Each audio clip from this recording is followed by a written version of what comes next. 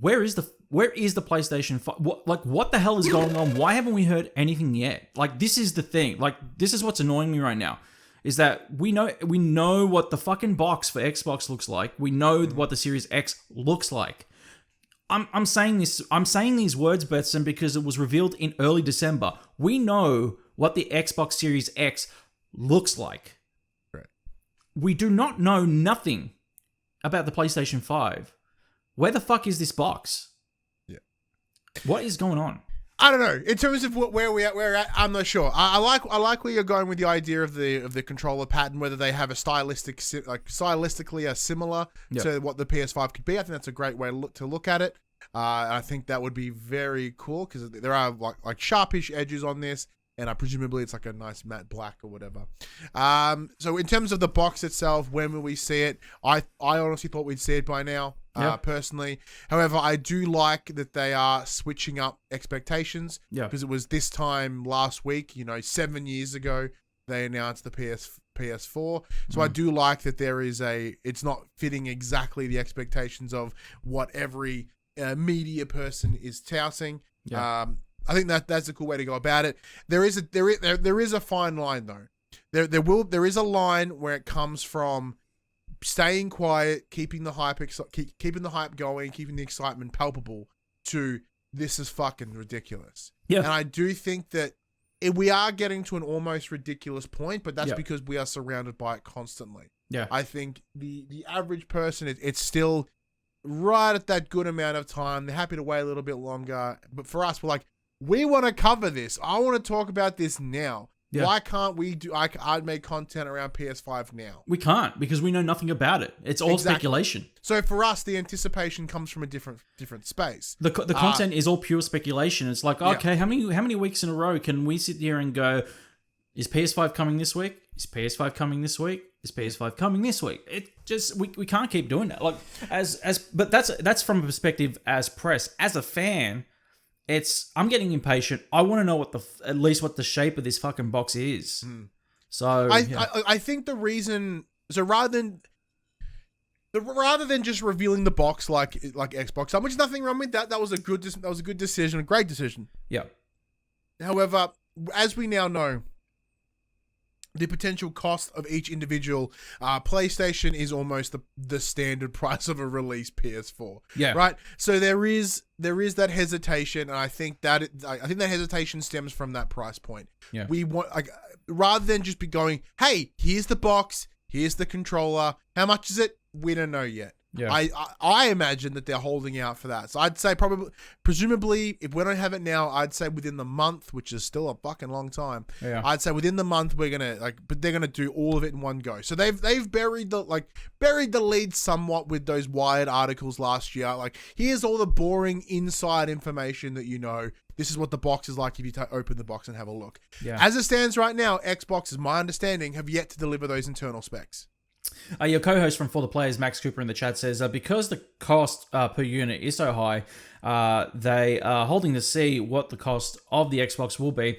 They are going to have to sell it at a loss more likely. Yeah, and that's something that I discussed with PAJ on For the Players. I think that each unit will be sold at a loss because of how high the cost is, which is something that I don't think that PlayStation can risk because they make most of their profit margin right now based on the PlayStation brand. Or Sony does. Sony makes most of their profit on the PlayStation brand because their Bravia sales are down and they're not making any money off it. Their Walkman sales are atrocious. They had to shut down the Vaio line a few years ago because it was just doing nothing because Apple were pretty much dominating the laptop market or the computer market, or the MacBook market, whatever. So they shut down the Vaio market as well. He also says it depends on what Microsoft does. Think they are trying to get their ducks in a row. So once they announce it, they don't have to change it. Go on. Look, I think he's pretty much spot on there. I think it comes down to that they want to release that full package announcement. Yeah. So that way they can be like, here's the box, here's the price, here are the games that are going to be on it. We're not going to talk about fucking teraflops or ramage or any of the things that you need to know about. Here it is, box games. This is the presentation that everyone needs to see. Yeah. I think that's the approach. And the difficulty with selling at a loss, although on paper, like, from a single unit perspective, it's like, look, if they sell for $20 under their cost, it's like, oh, okay, cool, that's not so much.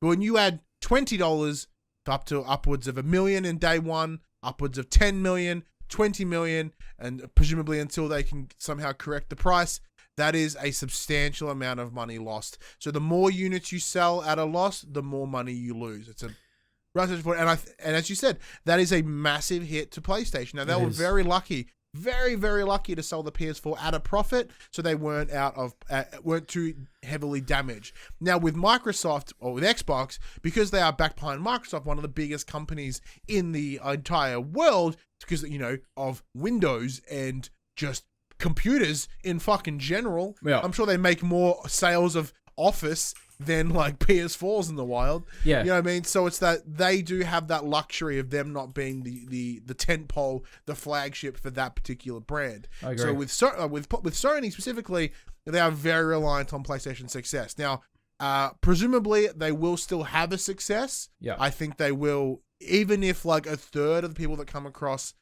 from the PS4, they will still do well, but that's still a lot of dollars lost. So yeah. I understand why they're holding to the very last minute. I kind of get vibes from this of the, and I hate to say it and I hate to compare it, I definitely hate to compare it to this because it's a piece of Tupperware, but the Wii U, I remember when that launched off the success of the Wii, it's still the best-selling console ever, and made millions and millions of dollars for Nintendo. But when they launched the Wii U, every Wii U was sold at a profit loss. At a loss margin. Like there was a margin. There was no profit. There was a loss every unit, unless they sold a game with the unit. Every unit was sold at a loss. I remember when Reggie came out with a statement saying, "Hey, if you want to help us out, buy a game with the unit." And it's like, no shit. Everybody's going to buy a game with the unit unless they buy the premium edition, which was packed with Nintendo Land. Yeah, I'm saying Adventureland, but that's something else. Yeah, Movie. Sorry, Nintendo Land. And even that was sold at a loss. So people were buying that pack and not buying an additional game. Nintendo were essentially selling their lowest console ever made, like their lowest sold console ever made, at a loss at launch. Yep. And I'm kind of worried there's going to be a repeat case with Sony and PlayStation with their track record of the PlayStation 3, which was also sold which was sold at a profit, but it was at a profit at the expense not initially. Initially, it was a loss. It did take it wasn't until either the Slim or the Super Slim that they were making profit on each unit. I think they were making a profit at $9.99. No chance. Okay. So releasing it at $5.99 or $600 in American dollars, that was like right on the money. Like they were not making a ton of coin. No. Like that proprietary processor fucked them. Yes. And then it wasn't until much later that they were able to see some money come back, and that's because at that time it was cheaper to make said processor.